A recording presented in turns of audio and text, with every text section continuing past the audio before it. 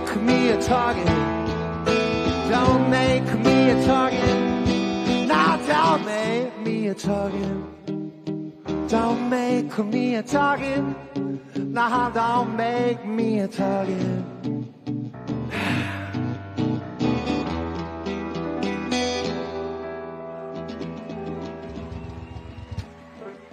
Thank you. All right, this next one is a song with a message from Mr. Abbott that we're going to send to him next week. And the chorus goes, the harder they come, the harder they fall. Want to start it together? Yeah.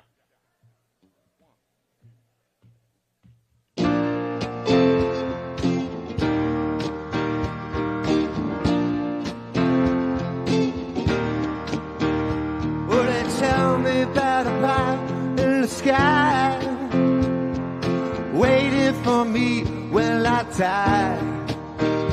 But between the day you're born and when you die, never seem to hear even your cry. So as sure as the sun will shine, I'm gonna get my share out what is mine. And then the harder they come, harder they fall, one and all. Oh, the harder they come, harder they fall, one and all.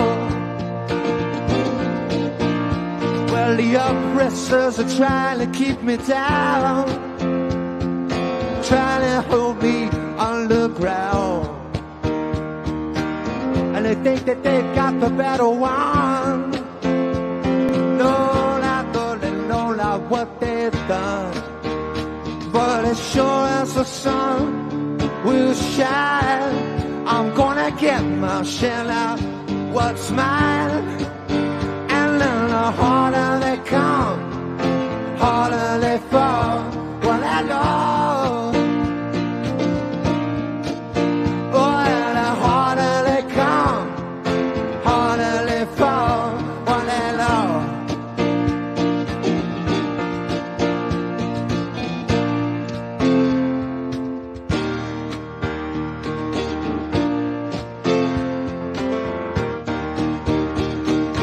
Oppressors are trying to keep me down, trying to drive me underground.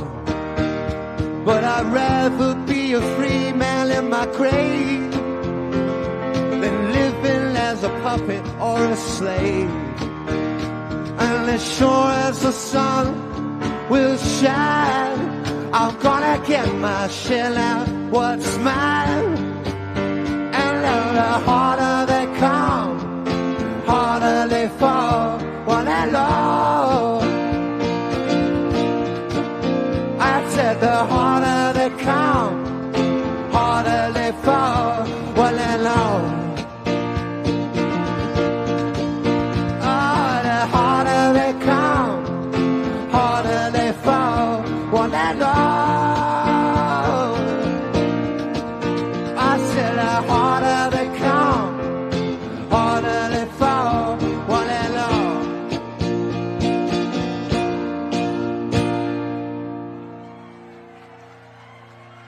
Thanks, everybody.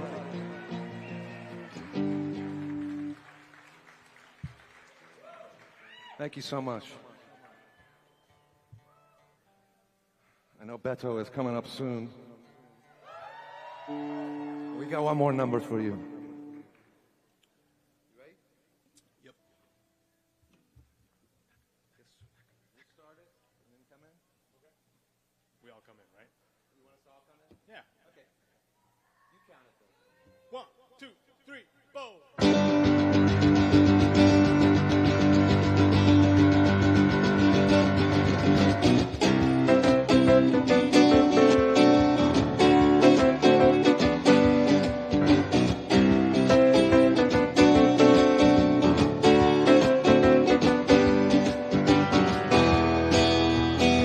Picture yourself in a living room, your papa slippers set out for you.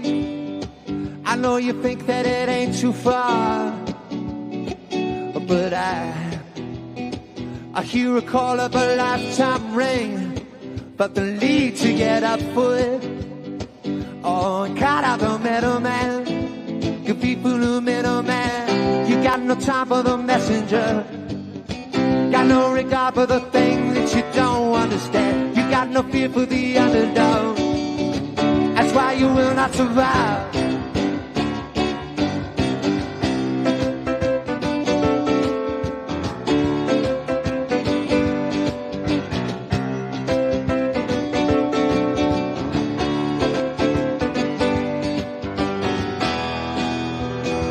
I wanna forget how convention gets. Woo, but can I get out from under it? Can I cut it out of me?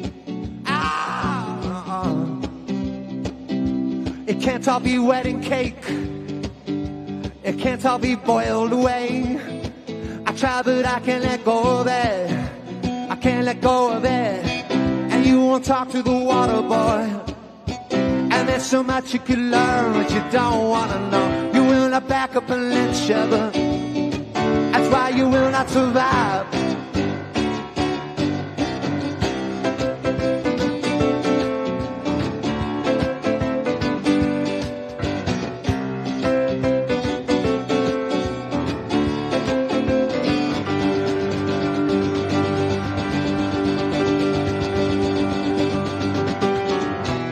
That thing that I tell you now, it may not go over well. Oh, and it may not be for a while, oh, the way that I spell it out. But you won't hear from the messenger, don't wanna know about something that you don't understand. You got no fear for the underdog, that's why you will not survive. Yeah.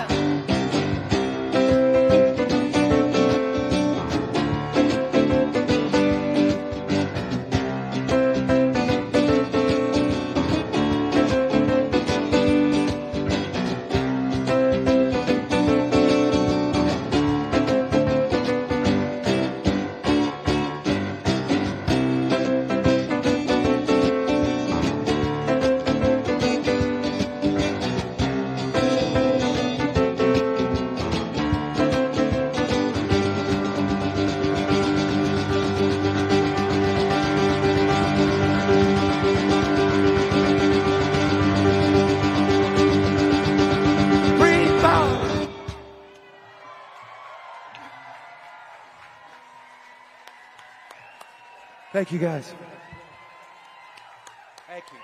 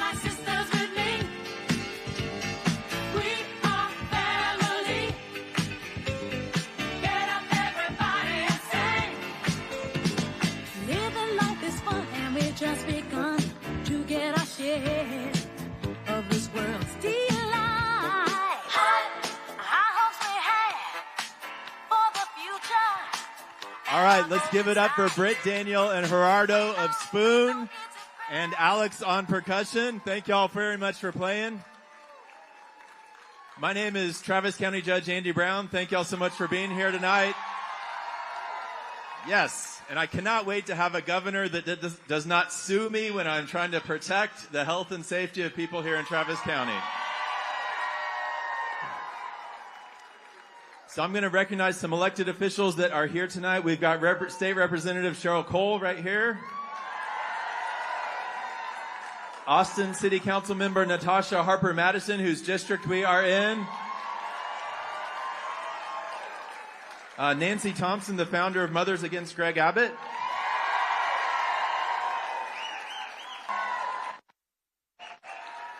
Janet Dudding, running for Texas Comptroller.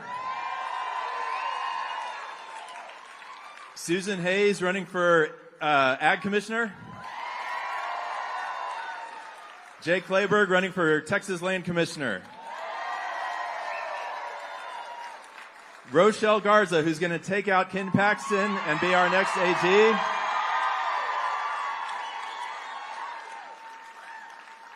And Mike Collier, our new, soon, Lieutenant Governor.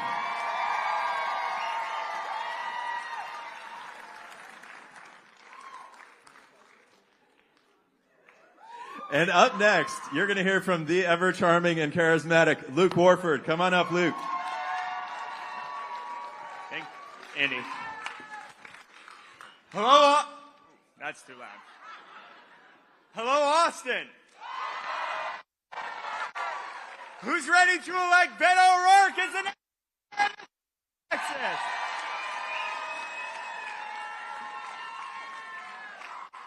My name is Luke Warford. I am your Democratic nominee for the Texas Railroad Commission, which, if you're cheering, I imagine you know has nothing to do with trains. What it actually does is it regulates the Texas oil and gas industry. That makes it one of the most important elected positions in our state for our economy, our environment, and our ability to keep the lights on. I'm a resident. I live down the street, like half a mile. Yeah, cheer for me. And sorry. And I'm also the young. I just thought it was in my head. I don't know. I was like, is somebody playing a trick on me? Too many of these. And so I'm also 33 years old. I'm the youngest Democrat to run statewide in 30 years. And the reason that I decided to run for the Texas Railroad Commission is because I am sick of the people in power using their positions to advance the interests of their donors and screw over the rest of the people in the state. And so I could not be more honored to be a part of this ticket, to be a part of the people you are going to see speak tonight, because we are going to get some people elected up and down the ballot here in Texas that actually want to do what's best for Texans rather than their corporate donors. Now, without further ado, let me introduce the next comptroller, my friend Janet Dudding. Howdy, y'all. I'm Janet Dudding. I am your comptroller candidate. And I've got the live mic. Y'all know that the comptroller is a state accountant, and you know that we've never had an accountant as a state accountant. Well, I'm an accountant. I'm actually a CPA, but I'm a different kind of CPA. I'm a governmental CPA. I've actually helped put elected officials in prison for procurement fraud and embezzlement. Y'all, Texas needs a watchdog, and we got ourselves a lapdog. It matters. It matters. But I want to tell you something that I never tell anyone. You know that I'm married to a college professor. We moved over to Bryan College Station a year after Hurricane Katrina's 32-foot storm surge tried to wipe us off the Mississippi Gulf Coast. Climate change is personal to me. And if you care anything about climate change, you need to care about the Comptroller's office, because the Comptroller has some superpowers over climate change. Renewable energy, alternative fuel, developing scenarios to reduce greenhouse gas emissions, doing something about the water that's a water well and not an oil well and is spewing poison, y'all. We can do better. We can do so much better. I am married to a college professor. Students brought us here. I ran for Texas House in 2020. And when I ask people to vote for me, they go, oh, no. I'm voting for Beto. And I go, wait, you can vote for all of us. So please.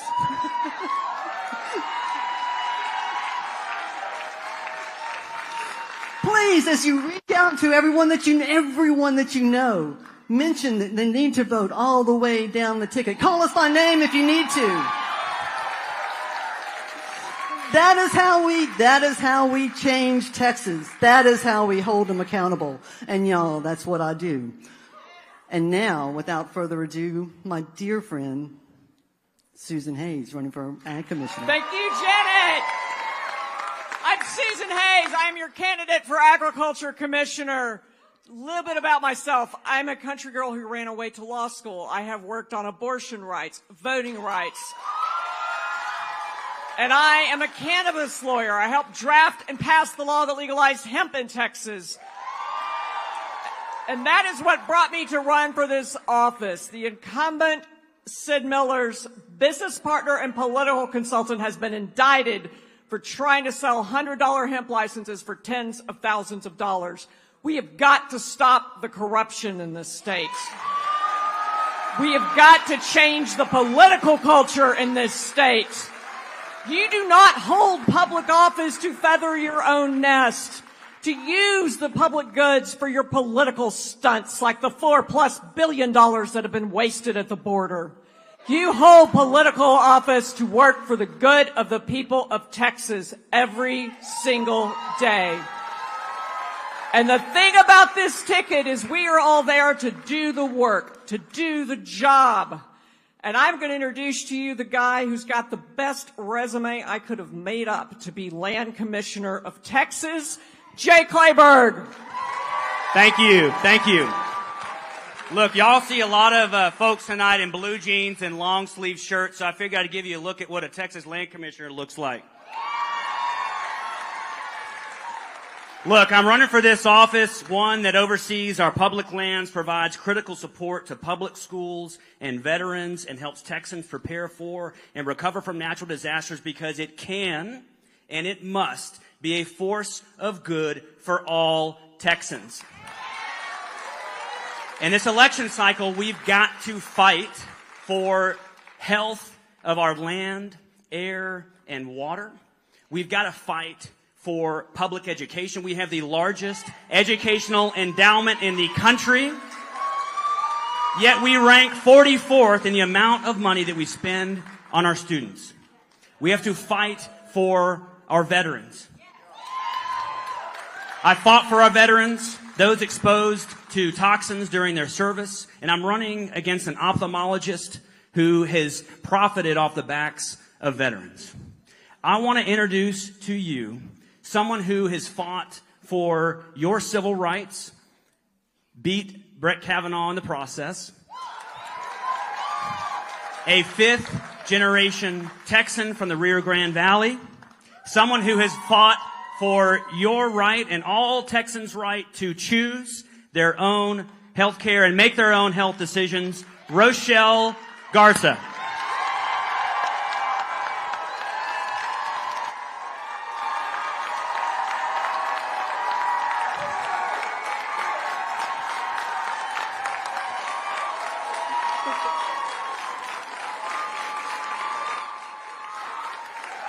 Are y'all ready to win elections? Yes. Up and down the ballot. Are you ready for Beto to be your governor? I am so ready. I'm so excited to be here with all of you today. I am a fifth generation Texan from the Rio Grande Valley.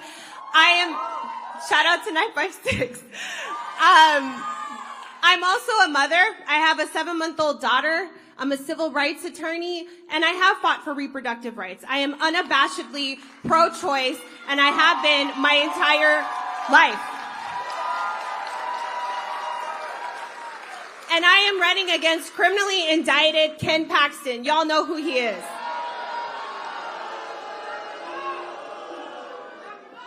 This election could not be more important to make sure that we elect Democrats up and down the ballot that share our values and our vision for a Texas that is big enough for all of us.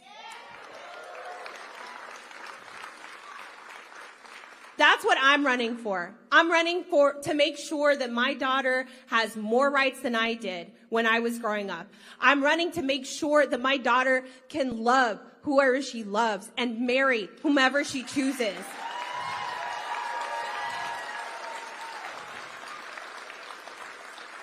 And I'm running so that she can choose her own course in life. That's what this is about. So I am very excited about the position that we are all in. We can win these statewide races. And you know what? The Republicans are scared, and they should be, because they're about to lose their jobs.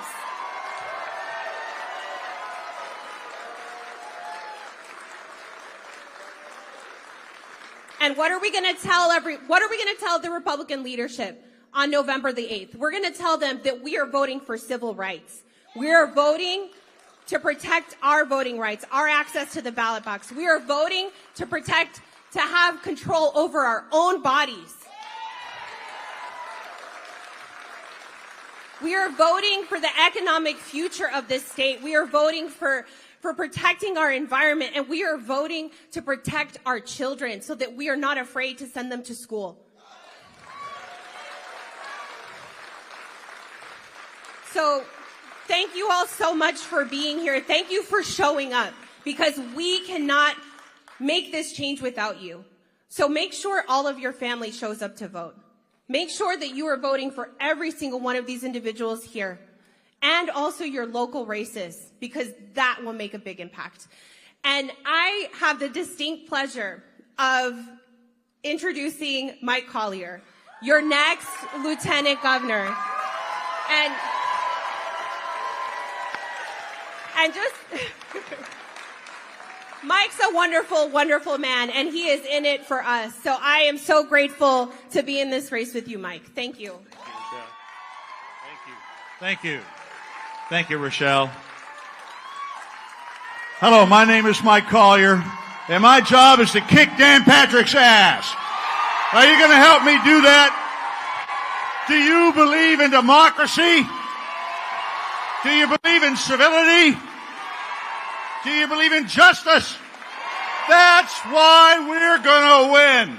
You're going to help me? Dan Patrick's got to go, and he's going to go. Now, just imagine for a moment what happens when you elect all of these fabulous Democratic candidates, and you got to vote for all of us. It's the greatest slate we've ever produced, right? Just imagine what happens when Democrats run this state. We're going to have great public education, right? And we're going to expand Medicaid, because health care is a fundamental human right. Do you agree with that? And we're going to have criminal justice reform. You got young men and women sitting in profit prisons, which I don't support. They haven't done anything violent, first-time offense. Nothing worse than happens on the UT campus every Saturday night. They just don't have anybody to get them out. Well, we're going to get them out so they can back to work and have a second chance. And then, while we're at it, we're going to legalize marijuana. Are you with me on that? Are you with me on that? I'll drink to that. I'll be first in line. I have a small confession to make. When I ran against El Diablo and Patrick 4 years ago, I tiptoed around the marijuana thing because Mom and Dad were still living, and I didn't want to go back over how I conducted myself in the 70s. But I'll tell you now, I have believed that we should legalize marijuana ever since Pink Floyd released their second album. Is there anybody out there? Didn't see that coming, did you? And I'll tell you what else. Democrats are going to answer the call in 4 short days. because this is about our Constitution, about our democracy, and about our rights. Do you agree? Like the right to vote, which is sacred, and the right to have your vote count. We're getting rid of gerrymandering, which we have to do. For the LGBT community, the right to live and love as you wish in freedom. And for women, anyone who gets pregnant, the right to make a decision that only you can make about your health care, about your destiny. That's why we're going to win, so we're going to get out there and fight, right? Are you with me? All right. All right. Now, it's my honor to introduce the next speaker. If I mention his name, the crowd goes wild, so bear with me. And I'm going to tell a story I've been dying to tell for the whole campaign, and now I finally get to tell it. So imagine this. It was the fall of 2016 when a bad dude got elected president. I won't mention his name because I don't want to spoil the evening. And we had all these folks come around to a secret meeting in Austin, Texas, talk about how we're going to solve this problem. Veterans of past statewide campaigns, and this one tall, good-looking fella from El Paso who sat right next to me. Do you remember this, Beto? Oh, I mentioned your name. Wait. And we were trying to figure out who was going to run for what, but we were all very polite. I mean, we're Democrats. We're all very polite. And Beto sat and listened very politely and waited, and finally he just couldn't take it anymore. Just like a coiled spring, he said, "Can I say something? May I please?" Of course. I have to run for Senate. I have to do this for my country. I have to do this for my family. And I'm going to do it. And Beto lit it up. He has been lighting it up and leading the way for all of us, for the party, for the state. Stand up and welcome your next governor and my friend, the mighty Beto O'Rourke.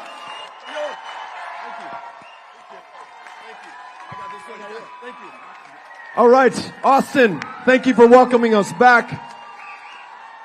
Let us for a second consider what every single one of these statewide candidates is doing for every single one of us right now. They've sacrificed the better part of this last year away from their families, away from their careers, away from everything that is dear to them in their lives at great personal, financial sacrifice to themselves to make sure, even though the odds say that it's impossible maybe, it's going to be the longest of long shots, that we get this done for and by and with the people of Texas. And now 4 days from when these contests are going to be decided, we have them all in the same place right now, right here. Let's give them a big round of applause. Eternal gratitude. I've had a chance to campaign with them. Extraordinary human beings. We are so lucky to have them on the ticket with us right now, traveling the state of Texas and back in Austin with us. And speaking of being back in Austin, this will probably be the last time over the course of this last year, on this campaign, over the course of the last 5 years, from when I first sat at that table with Mike in an office in Austin, that I will be in this community. And I just want to say thank you for the love, the support, the kindness, the warmth, the welcome with which you have always received us, the hard work that you have put into this, knocking on doors, making phone calls, talking to complete strangers about the future of this state and by extension, our country. You make me so proud. You fill me with hope, and you make me confident that we are going to win this thing together on Tuesday, November 8th. And I just want to say thank you to you all. You're amazing. Les agradezco.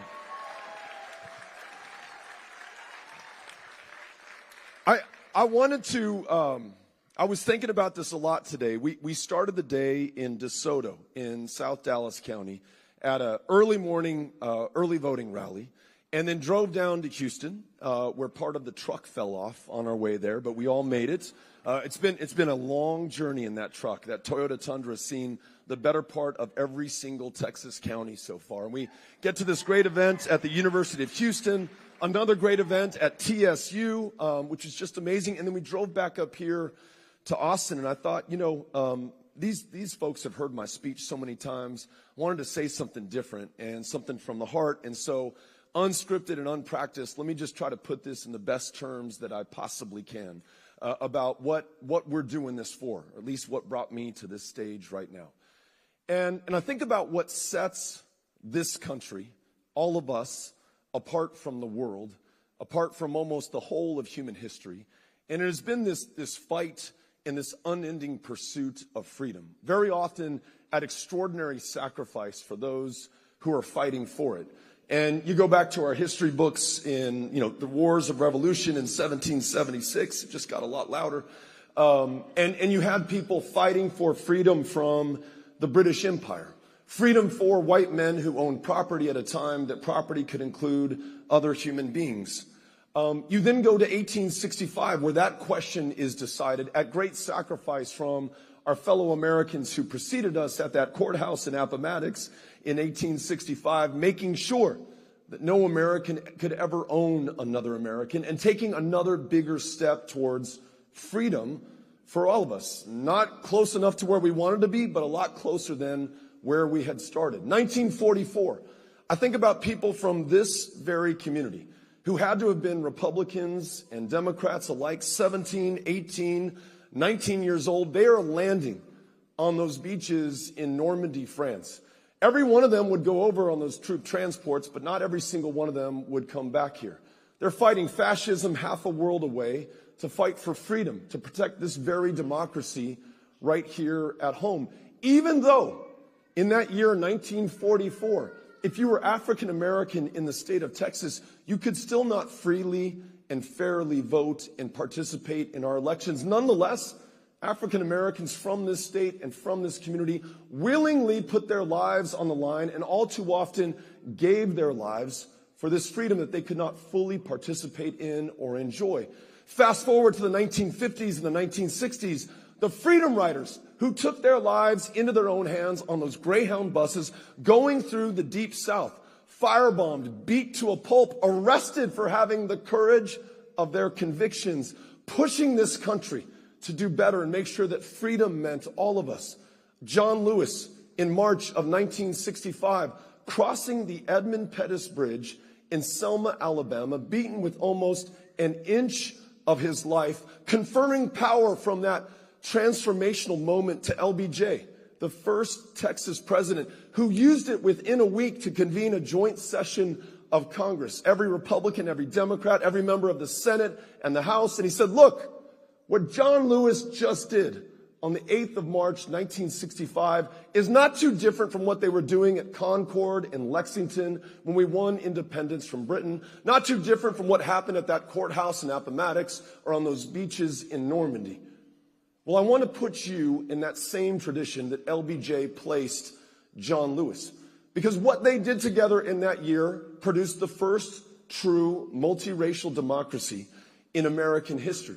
And it is that democracy that we're on the verge of losing here in Texas more than anywhere else in America today. In Texas, where it is harder to cast a ballot, harder to get your name on the rolls so that you're registered to vote than in any other state in the union. So with this challenge to our freedom right now, and the other freedoms that we are fighting for, the freedom for every woman to make her own decisions about her own body, her own future, her own health care, the freedom for every Texas child to survive the school year without being shot in the face and their parents having to identify their bodies by the shoes that they are wearing. In this state right now, we lead the nation in the number of school shootings. Gun violence, the leading cause of death for children and teenagers.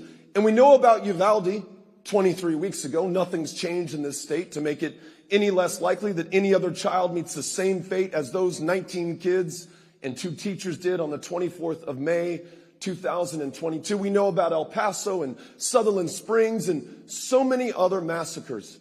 But what we fail to take note of is that every day in this state, we're losing people 1, 2, 3 at a time, sometimes by suicide, sometimes by accident, sometimes intentionally, a husband shooting his wife, a boyfriend, his girlfriend, or someone shooting a classmate or a colleague at work.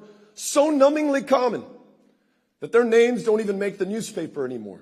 Their faces no longer seen on TV. Tacitly, we've accepted this as the price of living and dying in the state of Texas, something that is not lost on our children And I know that because Amy and I are raising these 3 kids in El Paso, 15, 14, 12 years old.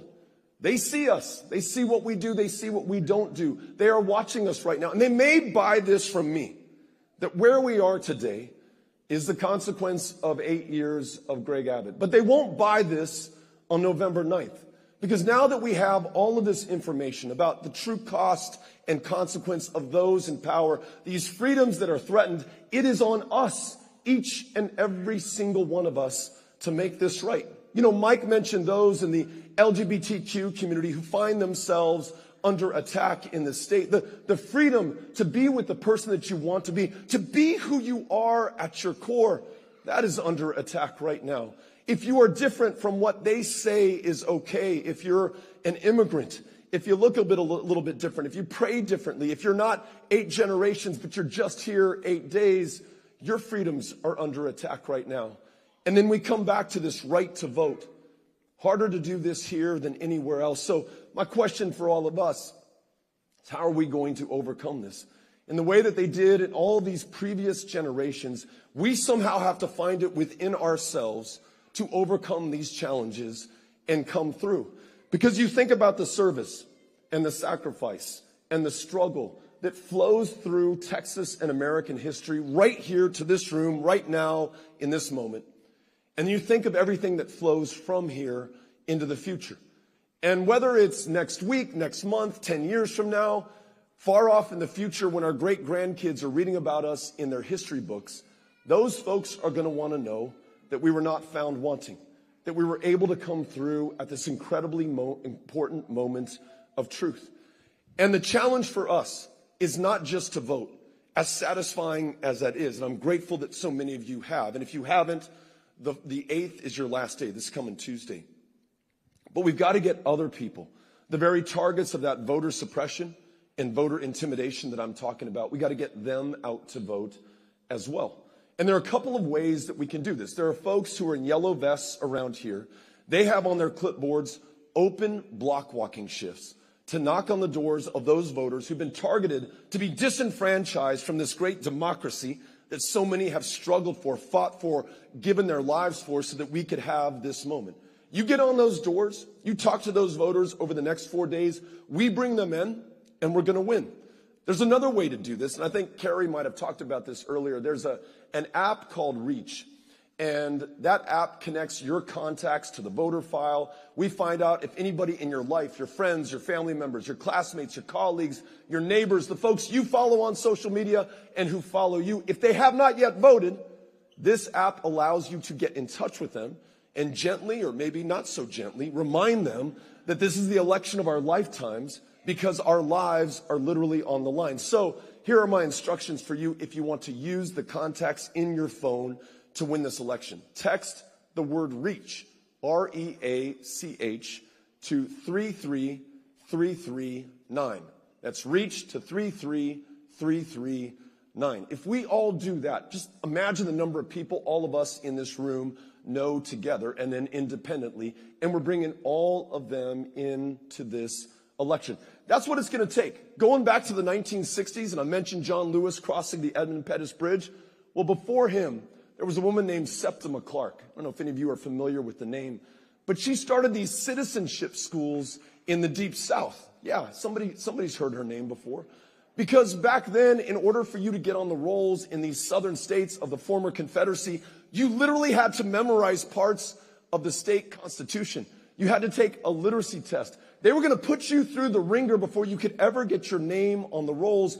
And she starts these schools and invites people to come into these schools. And those people had the courage of their convictions at that moment, because they knew that when the sheriff's deputy saw them walk into these citizenship schools, they were now a target for the enforcement from that sheriff's deputy just for wanting to participate in this democracy. Countless of them would spend time in jail or be beaten or even be killed for wanting to have that right to vote. And yet they overcame, and they produced this multiracial democracy that we have right now.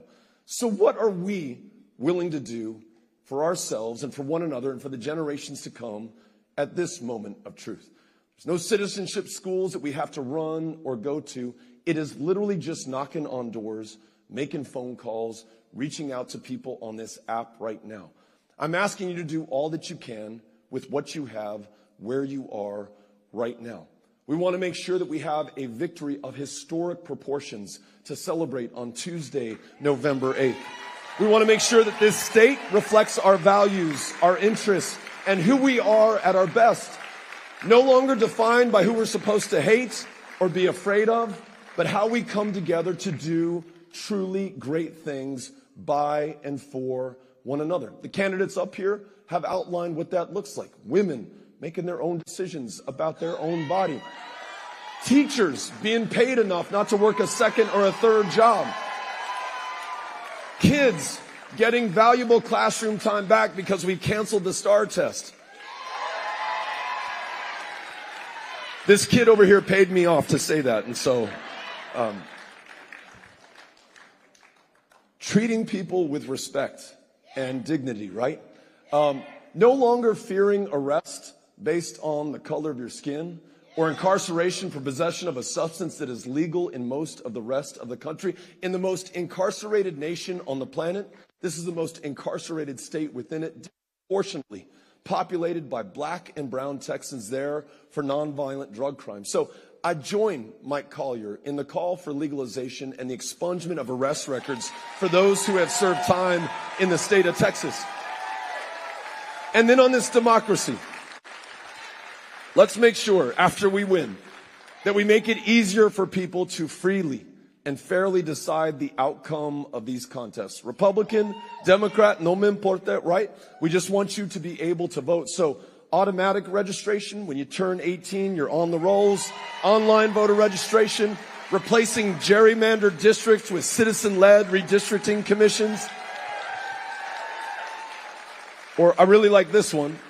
We have, believe it or not, and many of you will, we have on the books a state holiday called Confederate Heroes Day. What if we replace that with Election Day as a state holiday? Take the day off of work, take the day off of school, be able to cast that ballot. Well, look, you all are making it possible. And I want to close as I began with a message of thanksgiving for what you have done so far over all of these years. And many of you have been out there in the political wilderness in a state that has been reliably red for nearing 3 decades so far, doing this work, having the faith and putting the action behind that to bring us to this moment where we can really come through and do this together. So let's take these next 4 days and give it everything we got. You all ready to do the work? You all ready to win? We are going to win this together with this amazing slate right here. Come on up on the stage. These are your candidates for statewide office. Austin, Texas, thank you for supporting us so much. We are grateful to you all. Les agradezco. Muchísimas gracias. And we'll see you all soon.